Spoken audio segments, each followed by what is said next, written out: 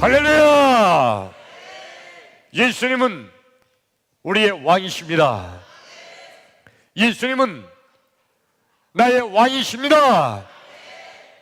나의 왕 예수님, 우리의 왕 예수님, 그 예수님께서 지금 이 시간, 지금 여기, 지금 이곳에 찾아오셔서 나와 여러분 한 사람도 빼놓지 않고 우리 예수님 만나주시기를 축원합니다. 예수님 만나기를 축원합니다. 여러분, 예수님 만나면 해결됩니다. 예수님 만나면 길이 보입니다. 예수님 만나면 닫힌 문이 열립니다. 예수님 만나면 하늘 문이 열립니다. 할렐루야! 그러므로 지금 이 시간, 하나님 말씀을 듣는 이 시간, 하나님 말씀을 듣는 중에 하나님 말씀을 듣다가 말씀 중에 거하시는 예수님, 말씀이 되신 예수님, 아니 말씀 자체이신 예수님, 그 예수님 만나기를 축원합니다.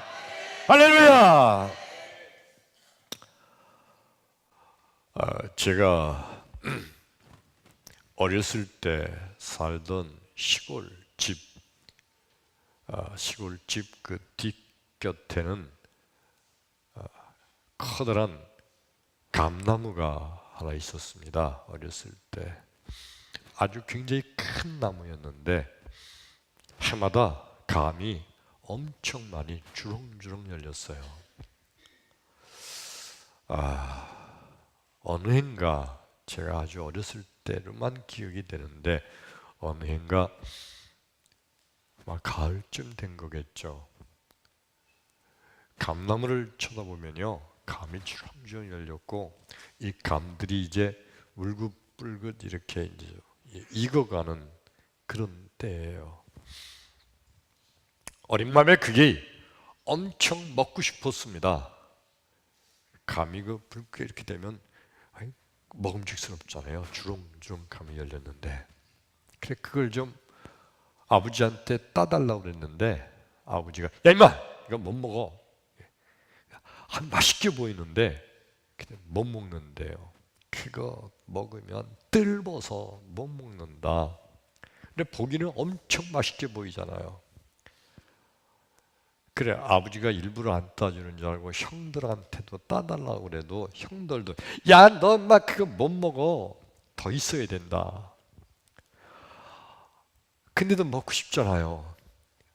몇 날 며칠을 벼르고 쳐다보고 조금 와서 전혀 키도 안 닿고 막 아마 그날도 감나무 밑에 가서 아마 감을 쳐다보고 있었던 것 같아요. 근데 우리 동네에 원숭이 형이라고 그러는데 본래 이름이 원웅인데 동네 사람들이 별명을 원숭이라고 붙였어요. 원웅이 원숭이 그렇게 해서 원숭이가 된 거예요. 하여튼 그 원숭이 형이 이렇게 지나갑니다. 키가 큰 형인데 형 보러 형 나 저거 좀 따줘. 그랬더니 그 형도 그러는 거예요. 야 인마 그거 못 먹어. 사실 못 먹잖아요. 그 감 따봤자 뜰버서 아예 전혀 못 먹는 건데 그래도 형 나 저거 하나만 따달라고 우리 거잖아. 그러니까 형이 하나 따고 나 형도 하나 가져가고 그러라고. 형은 그 필요 없다고. 그거 못 먹는다고. 그래서 형 하나만 따주라고 막 그냥 사정했어요. 그랬더니 한 개만이다. 그리고 형이 가서 그런데 형도 키가 안 자요. 원숭이 형도 안 되는 거예요. 안 된다 임마. 그래서 형 나 무등 태우면 내가 딸 수 있는데 그 형이 키가 크니까요. 그래서 그래 아이 자식. 그리고서 그 형이 날 무등을 태우고 이렇게 했어요. 근데 그 원숭이 형 무등 타고 올라갔는데도 조금이 안 닿아요. 그래가지고 그 옆에 있는 감나무 가지를 붙잡고 그리고 가지 감나무에다가 탁 내가 올라탔어요. 탁 타고서 그 다음에 밑에 있는 형 그리고 이제 나 여기 봐라. 그리고 형을 쳐다봤는데 여러분 얼마나 무서운지 알아요? 원래 높은 데 있는 거는요, 밑에서 보면 그렇게 높은 것 같지 않은데 위에 올라서 보니까 이게 까마득한 점이에요. 그걸 보자마자 얼마나 무서운지 그냥 벌벌 떨리는 거예요. 손만 내밀으면 그 감 딸 수 있는데 손을 내밀으면 손을 펴야 되잖아. 손을 피면 떨어질 것 같으니까 꼼짝 못하고 그냥 붙들고 있다. 너무 무서워가지고 형한테 형 내려줘! 내려달라고 그랬는데 근데 원숭이 형이 와서 내리려고 이러지만 형의 키가 안 닿잖아요, 나한테.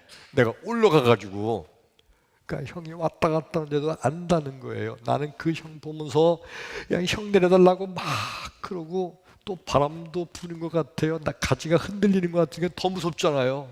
막 무서워서 그래서 결국 막 울었어요. 엄마! 하면서 이제 울었겠죠. 그들 집에 있던 아버지가 그 소리를 듣고 막내가 죽어가는 소리로 우니까 막 뛰어왔어요. 날 보더니 아이고 너 어떻게 거기로 올라갔니? 그러더니 아버지가 나를 안아서 내렸습니다. 그리고 아버지가 물어보는 거예요. 너 어떻게 여기 올라갔니? 그래서 나는 사실대로 원숭이 형이 올려줬다고 그렇잖아요. 사실이잖아요. 원숭이 형이 올려준 거지. 그랬더니 아버지가요 그 원숭이 형을 야단을 치는데 야 임마! 너 다 큰 놈이 애들 쬐끄만 애들 데리고 뭐하는 짓이냐? 막 야단쳐요. 그러니까 원숭이 형이 아니에요 청환이 지가 거기 올려달랬다고. 근데 우리 아버지가 그 원숭이 형 말은 듣지도 않아요. 다 큰 놈이 말이야 쬐끄만 애들 떨어지면 어떡하라고. 너 막 얼마나 야단을 치는지 내가 옆에 있으면서 사실은 내가 올려달라고 그런 건데 나를 야단쳐야 되는 건데 아버지가 나는 나의 그냥 야단칠 생각도 안 하고 그리고 그 형만 다 큰 놈이 쬐끄만 애들 가지고 올려서 떨어지면 어떻게 할 뻔했냐 그러고 그냥 얼마나 야단을 치는지 그 형이 그래도 막 뭐라고 그러니까 이놈이 그래도 잘못했다고 안 그러고 그냥 그런다고 더 야단치고 막 그랬어요. 나는 미안해잖아요 그 원숭이 형한테. 지금까지도 미안해요. 아버지가 왜 그렇게 내가 잘못된 거 내 잘못인지 알면서도 그렇게 원숭이 형을 야단쳤을까? 나는 야단 안 치고. 여러분 오늘 이 설교 말씀을 듣는 가운데 하나님은 내 편이다 믿음 생기기를 축원합니다. 크게 아멘! 아멘! 아까 우리 읽은 성경 말씀이 구약 성경 창세기 20장 1절, 2절, 3절 말씀을 읽었죠. 오늘 우리 성경 말씀의 내용은 이런 겁니다. 이스라엘 민족의 믿음의 조상 아브라함, 그 아브라함이 그 아내 사라와 함께 이제 가데스와 술 사이 그랄 땅에 들어가게 됐다. 이게 오늘 20장 1절의 말씀이에요. 가데스와 술 사이 그랄 땅. 이건 그랄 지역인데 블레셋 민족이 사는 지역이에요. 이 그랄 땅은 지금으로 말하면 팔레스틴과 이스라엘과의 전쟁 지역인 가자 지구, 거기를 그랄 땅, 성경의 지역은 그랄 땅이에요. 그랄 땅에 아브라함이 사라와 함께 들어가게 됐어요. 왜냐하면 아브라함은 목축업을 하는 유목민족이잖아요. 그러니까 풀밭을 찾아서 여기저기 떠돌다가 지금은 이제 그랄 땅에 들어가게 된 거예요. 그랄 땅에 들어가면서 아브라함이 걱정거리가 하나 있었어요. 자기 아내 사라가 너무 이쁘거든요. 아브라함이 지가 보기에도 이쁘지만은 많은 사람들이 사라를 보기만 하면 눈이 번쩍 뜨일 정도로 미인이었던 거예요. 아브라함이 그거 알잖아요. 모든 보던 사람들이 다 자기 아내 사라 보기만 하면 그러는 걸 봤단 말이에요. 근데 이 그랄 지역에 들어가면서 이 그랄 지역, 이 블레셋 민족들은 아주 호전적이고 야만적이거든요. 그래, 그랄 땅에 들어가서 이 그랄 백성들이 혹시 내 아내 사라가 너무 이쁘니까 아내 사라를 뺏으려고 나를 죽이지 않을까, 그게 걱정이 됐어요. 그래서 아브라함이 어떤 수를 냈냐면, 수인데 이게 꼼수예요. 무슨 수를 내면 사라한테 말하기를, 야, 지금 우리가 그랄 땅에 들어갈 텐데 저놈들은 아주 야만적인 민족이다. 혹시 저놈들이 당신이 너무 이뻐서 당신을 뺏어가려고 나를 죽일지도 모르니까 지금부터는 당신하고 나하고 부부인 척하지 말고 나를 오빠라고 불러라. 요새는 진짜 남편인데도 오빠라고 그러죠. 그러지? 안 그래? 요새는 진짜 남편인데 오빠라고 그래요. 근데 그때는 이제 아브라함한테 그런 거예요. 날 오빠라고 불러라. 나는 너를 네 동생이라고 부를 거다. 우리 남매인 척하자. 그러면 저들이 나를 죽이지 않을지도 모르지 않느냐. 세상에, 아니 믿음의 조상인 아브라함이 글쎄 이런 자가 어떻게 믿음의 조상이 됐는지. 그래서 그렇게 하자고 그러고 그랄 땅에 들어갔습니다. 그랄 땅에 들어갔더니 정말 그랄 백성들이 사라를 보고서 온 백성들이 눈이 번쩍 뜨일 만한 미인이었던 거잖아요. 그래서 그 그랄 온 백성들에게 소문이 쫙 난 거예요. 아브라함과 사라가 들어왔는데 둘이 남매 사이라고 그러더라. 그런데 그 누이 동생인 사라의 미모가 얼마나 이쁜지 모른다는 소문이 온 백성에게 쫙 퍼져서 그 소문이 그 그랄 왕 아비멜렉의 귀에 들어갔어요. 아비멜렉은 사람 이름이 아니라 호칭이에요. 왕이란 뜻이 아비멜렉이란 뜻이에요.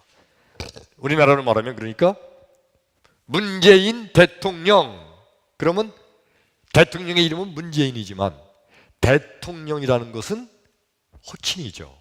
아비멜렉이 호칭이에요. 왕이라는 뜻이에요. 그날 왕 아비멜렉이 그 소문을 듣고 좀 찾아와 봤어요. 얼마나 이쁘길래 백성들이 다 그렇게 놀래느냐. 왔더니 왕도 깜짝 놀랐어요. 눈이 번쩍 뜨일 정도로 미인이야. 물어봤더니 둘이 남매 사이래. 그러니까 아브라함 보러 아비멜렉이 말하기를 우리 처남매부하자. 그러면서 아브라함의 아내 사라를 그냥 데리고 간 거예요.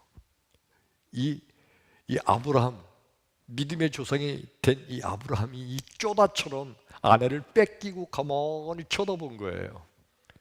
자기는 죽지 않고 살았다는 것만 가지고 휴 하고 있었겠지. 이런 멍청이가 어떻게 믿음의 조상이 됐나요? 그래, 그 아내 사라를 데리고 아비멜렉이 자기의 왕궁으로 갔겠죠. 그날 밤에 하나님께서 아비멜렉에 나타나셔서 아비멜렉을 막 야단치는 거예요.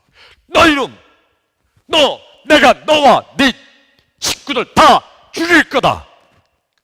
그러니까 아비멜렉이 깜짝 놀라서 아이고 하나님 왜 그러십니까? 내 이놈 왜 사라 저 여인을 네가 데려왔느냐? 아니 사라 물어보니까 오빠하고 누이 동생이라고 그래서 내가 데리고 왔습니다. 왜냐하면 그 당시에 왕은요 첩을 하나 둘 셋 넷 다섯 첩 많이 두는 게 전혀 그게 이상하지 않는 시대예요. 오히려 첩에 여자가 많으면 능력과 권위를 나타내는 시대예요. 그러니까 아무런 잘못이 없는데 아니 난 합법적으로 잘 데리고 왔다. 지금 아비멜렉이 그러는 거예요. 근데 하나님께서 하시면서 아니다! 그는 남편이 있는 여인이다. 빨리 돌려보내지 않으면 너, 네 식구들 다 죽임을 당할 거다. 그리고 너와 네 식구들, 내 일가 친척까지 지금부터 다 임신하지 못할 거다. 그리고 모든 사람들의 임신하지 못하도록 태를 막아버렸어요. 하나님께서. 아비멜렉 억울하지 않아요? 뭘 잘못했어요? 아비멜렉이 잘못된 거 없어요. 잘못은 누가 했죠? 아브라함이 잘못한 거지. 그럼 하나님께서 아브라함을 야단쳐야지. 내 이놈, 아무리 기도했지 너 한 목숨 살자고 네 아내를 뺏겨버리나 이놈아. 그리고 아브라함을 야단쳐야 되는 거 아니에요? 근데 하나님께서 아브라함은 아예 건들지도 않으세요. 그러면서 아비멜렉만 야단치는 거예요. 너 오늘 밤에 죽을 거다. 빨리 그 여인을 돌려보내라. 하나님께서 아비멜렉만 가지고 야단치세요. 왜 그러실까? 혹시 하나님은 아브라함이 이렇게 꼼수를 쓴 거를 모르셔서 그럴까요? 아니죠. 전지전능하신 하나님께서 모르실 리가 없죠. 다 알고 계세요. 근데도 다 알고 계시면서도 하나님은 아브라함은 그냥 내버려 두시고 아비멜렉만 야단치시는 거예요. 왜 그러실까? 여러분, 하나님께서는요, 아브라함을 특별히 선택해서 이스라엘의 민족의 조상으로, 특별히 아브라함을 선택해서 하나님은 아브라함을 하나님의 자녀로 삼아주신 줄로 믿습니다. 아멘. 더 중요한 이유는요, 아브라함과 그 아들 이삭과 그리고 그 아들 야곱과 그리고 대를 이어 쭉 내려가다 다윗과 솔로몬과 그 후손 끝에 가서 예수 그리스도를 탄생하시기 위한 하나님의 구속사의 계획이 있는 줄로 믿습니다.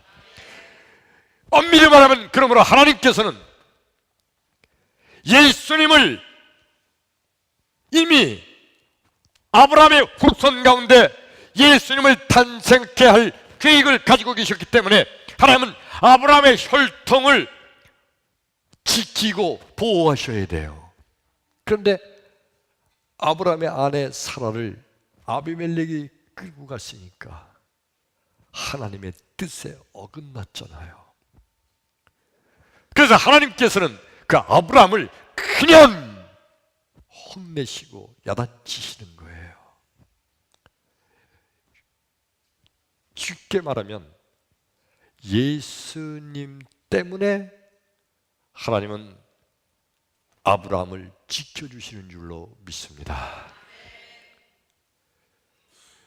예수님은요, 오늘날, 그리고 예수님은 수많은 인간들을 바라보면서 예수를 믿는 자들, 그 마음속에 예수님을 영접한 자들, 그 마음속에 예수의 영이 있는 사람들, 그들을 예수님께서는 지극한 사랑으로 지켜주시고 보호해 주실 줄로 믿습니다. 예수님 때문에. 그 사람이 좀 부족해도, 실수를 해도, 아니 좀 죄를 졌어도 예수님 때문에 회개하고 돌아오기만 하면 우리 예수님은 그냥 그 사람을 사랑하시고 도와주시고 예수님 편이 되게 하실 줄로 믿습니다.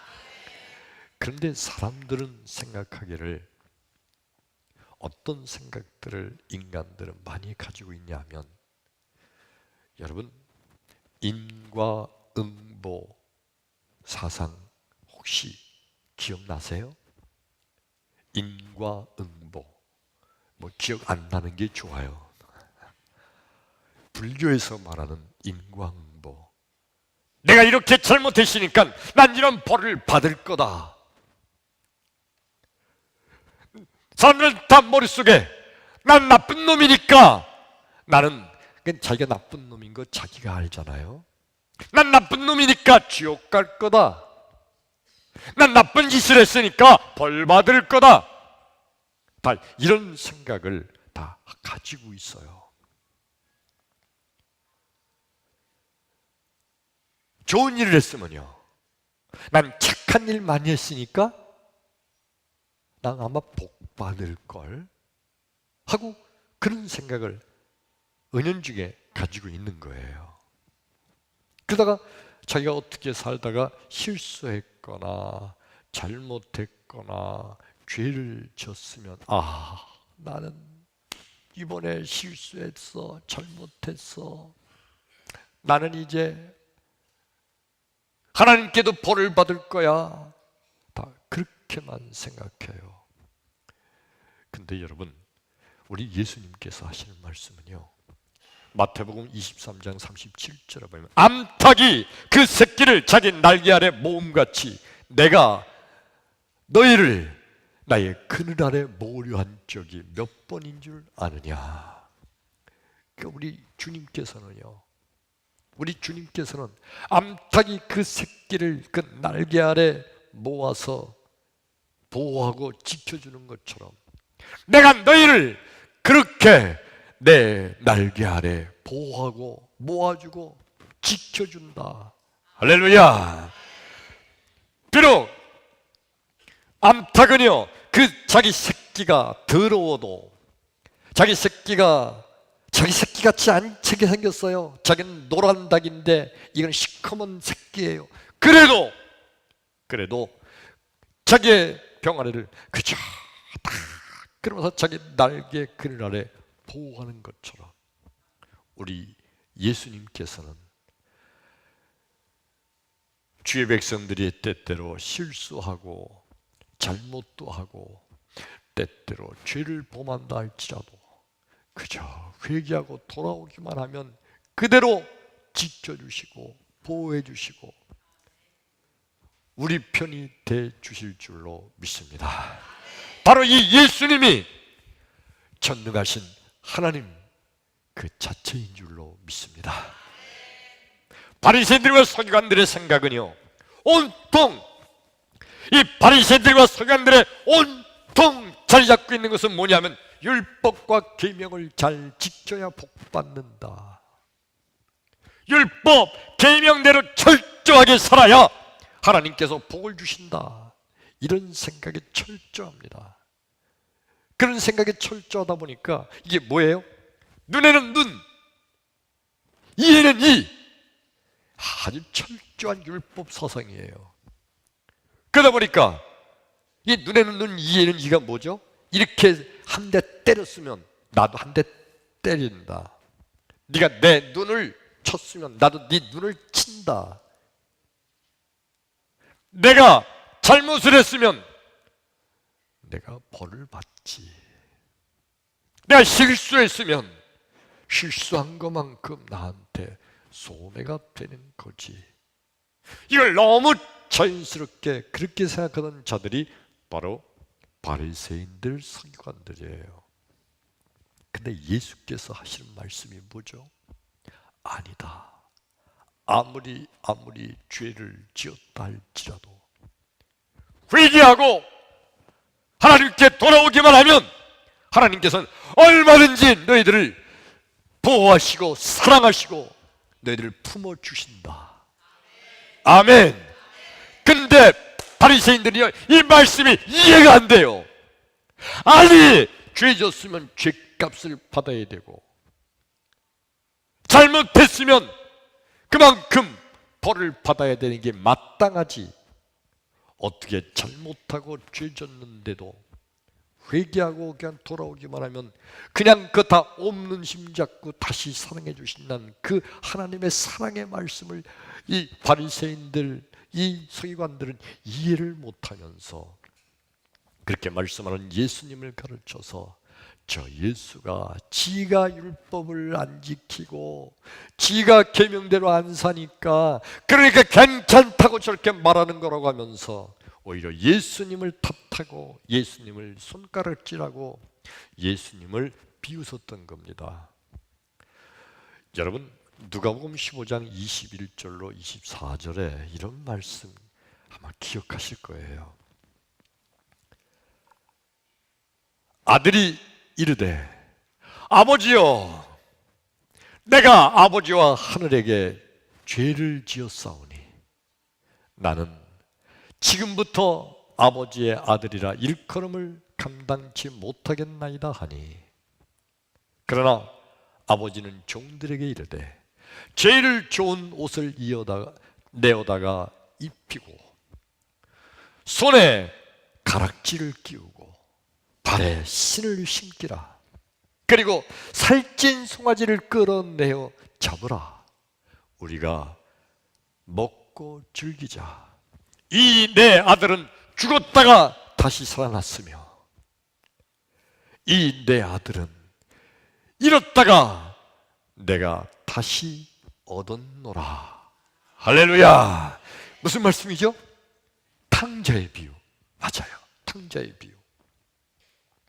탕자, 이놈 나쁜 놈이에요. 못된 놈이에요. 아버지한테 죄를 진 놈이에요. 아버지 재산을 전부 가지고 가서 먼 나라에 가서 허랑방탕 다 낭비하고서 그냥 완전 거지꼴이 돼서 아버지 집에 그냥 겨들어온 녀석이에요. 그 녀석은 자기 스스로도 자기가 죄진 거 알아요. 아버지, 나는 이제 아버지 아들이 아니에요. 그냥 나를 먹여만 주세요. 그리고 아버지한테 온 거예요. 근데 아버지는 어떻게 했죠? 뛰쳐나가서 탕자 그 나쁜 놈, 그 놈을 그냥 끌어안고 좋은 옷을 내어다가 입혀라. 손에 금가락지를 끼워줘라. 발에 신을 신겨라. 살찐 송아지를 끌어내어 잡고 잔치를 하자. 왜 그랬을까? 왜 그랬죠? 아버지한테는 그래도 그놈이 자식이거든. 아멘. 그래서 아버지는요, 비록 못된 놈, 죄지은 놈이지만 탕자 그놈이 아버지한테 자식이니까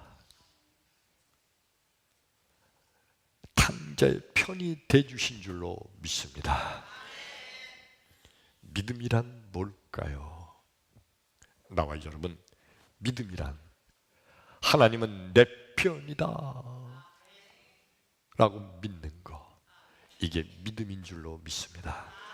따라서 합시다. 하나님은 내 편이시다. 아멘. 이거 믿는 게 믿음이에요.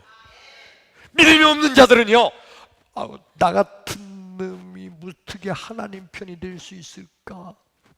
나는 죄도 많고 난 실수도 많이 했고 나 같은 부족한 놈은 내가 하나님이라도 나 같은 건 치자도 안 보겠다. 믿음이 없는 자들이에요. 그래서 인간적으로 보면 아주 솔직한 것 같고 아주 허심탄회한 것처럼 보이지만 진정한 믿음은요, 어떠한 경우에도 아무리 많은 죄를 지었어도 내가 회개하고 돌아오기만 하면 우리 하나님께서는 내 편이 되어주신다는 걸 믿는 거, 이게 믿음인 줄로 믿습니다. 이거 믿으시면 크게 아멘. 아멘. 이게 믿음이에요. 오늘 성경 말씀 본문에 아브라함 꼼수를 써서 아내를 가르쳐서 너희 동생이라고 하고 나 오빠라고 불러라. 그리고 그럴 지역에 갔다가 아내를 뺏겼어요. 하나님이 나타나셔서 이제 예수님이 결국은 탄생해야 될 것이기 때문에 그 아브라함의 혈통을 보호하기 위해서 하나님이 다시 사라를 되찾아오게 하시죠. 우리가 이미 알지만은 아비멜렉이 잘못한 거예요? 아브라함이 잘못한 거예요? 아브라함이 잘못이잖아요. 근데도 하나님은 아비멜렉을 야단치시고 아브라함은 감싸주세요. 왜 그랬다고요? 아브라함은 하나님이 선택하신 하나님의 자녀인 줄로 믿습니다. 그래서 아브라함에게는요, 언제든지 하나님이 내 편이 되신 거예요. 그때 이후로 아브라함이요, 평생을 살면서 어떻게 살았을까요? 하나님은 내 편이야. 내가 실수해도 하나님은 날 지켜주셔. 하나님은 내 편이야. 누가 날 건드려? 아브라함이요, 일평생을 살면서 철저하게 하나님의 아브라함 편이 되셔서 아브라함을 지켜주시고 보호해 주심으로 우리가 볼 때 마누라도 뺏긴 쪼다 같은 그런 아브라함, 결국 그가 믿음의 조상으로 우뚝 서게 된 줄로 믿습니다. 할렐루야! 따라서 합시다. 하나님은 내 편이다. 아멘. 아멘. 감나무 밑에서 있다가 여러분 나중에 들었는데 감나무는 모든 나무 중에 제일 약하대요. 아세요? 감나무는요, 모든 나무 중에 제일 약하대요. 굵어 보여도 금방 찢어지고 부러진대요. 그러니까 감나무 가지에 매달려 있던 날 보면서 아버지가 엄청 놀라셨던 거예요. 뚝 떨어지면요, 이 이쁜 막내 아들 엄청 아버지가 화가 나셨던 거예요. 그리고 결정적으로 원숭이 형은 동네 지나가는 형이지만 나는 아들이잖아. 아버지는 무조건 내 편이죠. 그냥 지나가는 말 같지만 여러분, 하나님은요 무조건 내 편이신 줄로 믿으시기를 축원합니다. 아멘. 아멘. 지난 금요일 날 평택경찰서 가서 설교를 했어요. 그 경찰서장님, 또 여러 과장님들 이렇게 있는 데서 설교를 했는데 바로 이 설교한 겁니다. 오늘 이 본문을 가지고 그러면서 서장님 그리고 여러 과장님들, 아브라함이 잘못했어요? 아비멜렉이 잘못했어요? 경찰관의 입장에서 좀 말해보세요. 그랬더니 경찰서장님이 이거 아브라함이 잘못했죠? 그래요. 아브라함이 잘못했는데 근데 하나님은 아브라함을 감싸주세요. 공평치 못한 것 같아요. 근데 여러분, 인간들이 하나님의 하시는 일에 대해서 옳다, 그르다, 공평하다, 아니하다 말할 수가 없는 거예요. 하나님이 최고의 선인 줄로 믿습니다. 하나님은요, 인류 역사 가운데 온 세상의 인류 역사를 구원하실 계획을, 메시아 예수 그리스도를 이 땅에 보내셔서 온 세상을 구원할 하나님의 계획을 가지고 계신 거예요. 예수님을 탄생케 하기 위해서 아브라함을 이미 선택하셨거든. 그러므로 하나님은 아브라함 편이죠. 누구 때문에? 예수님 때문에. 크게 아멘. 자, 여러분, 그러므로 진정한 성도란 하나님은 내 편이라고 믿는 자가 진정한 성도인 줄로 믿습니다. 믿지 않는 사람들은요, 공평하다, 공평하지 않다, 죄를 졌으면 죄값을 받아야지, 왜 하나님이 죄를 진 놈을 오히려 두분하느냐, 이거 공평하지 않다. 믿지 않는 사람들은 그렇게 말할 수도 있어요. 평택경찰서 서장이 아직 예수를 안 믿어요. 내가 예수 믿어야 된다고 그랬지. 그래야 이 말씀이 이해가 된다. 그래야 하나님께서 소장님을 그저 남들이 볼 때 불공평한 것 같아도 하나님이 소장님을 지켜주시고 보호해 주실 거다. 그때 교회 안 댕기는 소장님이 아멘 그랬어요. 여러분, 진정한 성도는요, 진정한 성도는 하나님은 내 편이다는 믿음을 갖는 겁니다. 아멘. 아멘. 온 세상에 수많은 인간들이 있는데 이 수많은 인간들을 두 가지로 나눌 수 있어요. 하나는 하나님의 자녀, 또 한쪽은 마귀의 자식. 중간 없어요. 나는 하나님의 자녀도 아니고 나는 그렇다고 마귀 자식도 아니야. 난 중간이야. 이거 없어요. 자기가 중간인 줄 아는 사람은 마귀 자식이에요. 하나님을 믿지 않는 자는 마귀 자식이에요. 중간은 없어요.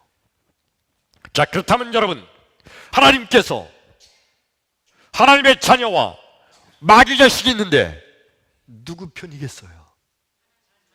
당연히 하나님 자녀 편이죠. 마귀 자식이 더 똑똑한데요? 그렇다고 똑똑한 마귀 자식이라고 마귀 자식 편이겠어요? 하나님은 하나님 자녀 편인 줄로 믿습니다. 나와 여러분, 하나님의 자녀가 되기를 축원합니다. 축원합니다. 하나님의 자녀가 되려면 어떻게 해야 되나요? 영접하는 자, 곧 그 이름을 믿는 자들에게는 하나님의 자녀가 되는 권세를 주셨으니. 할렐루야. 요한복음 1장 12절 따라서 합니다. 영접하는 자, 곧 그 이름을 믿는 자들에게는 하나님의 자녀가 되는 권세를 주셨다. 요한복음 1장 12절. 아멘. 아멘. 자, 하나님의 자녀가 되려면 어떻게 하면 된다고요? 영접해야 된다는 거예요. 누구를? 예수님을 내 마음속에 영접하고 믿는 자는 하나님의 자녀가 된다. 하나님의 자녀가 되면 왜 하나님의 자녀예요? 그 속에 예수님이 계시니까, 예수님을 영접해 드리시니까, 예수님 때문에 하나님께서는 하나님의 자녀로 삼아주시고, 예수님 때문에 하나님 우리 편이 되어주실 줄로 믿습니다. 깨달으시면 크게 아멘. 아멘. 그러므로 여러분, 이 시간에 예수님을 마음속에 영접하기를 원하시면 아멘 합시다. 아멘. 자, 그럼 여러분 따라서 하세요. 진실한 마음으로. 하나님, 나는 죄인입니다. 이 시간 내 마음 문을 엽니다. 이 시간 내 마음 속에 들어와 주옵소서. 나의 모든 죄를 용서하시고 하나님 자녀 삼아 주옵소서. 예수님 이름으로 기도하옵나이다. 아멘. 아멘. 여러분, 지금 이 영접 기도를 진실한 마음으로 마음속에 따라서 하신 이 순간에 내가 마음문을 열고서 이 시간 내 마음속에 들어와 주옵소서 요청하는 이 순간에 내가 느끼든 느끼지 못하든 우리 주님께서는 이 시간 내 마음속에 들어와 주신 줄로 믿습니다. 내 마음속에 예수님께서 들어와 계심으로 내 마음속에는 예수님으로 인하여 우리 하나님께서는 내 편이 돼 주실 줄로 믿습니다. 크게 아멘. 아멘. 우리 지금 건축하고 있는 1만 명 교회, 여러분, 그냥 1만 명의 사람이 찬다는 게 무슨 의미가 있겠어요? 중요한 것은 예수님을 마음속에 영접한 하나님의 자녀, 그 하나님의 자녀로 1만 명이 가득 찬 축복의 교회가 될 줄로 믿습니다. 크게 아멘! 할렐루야!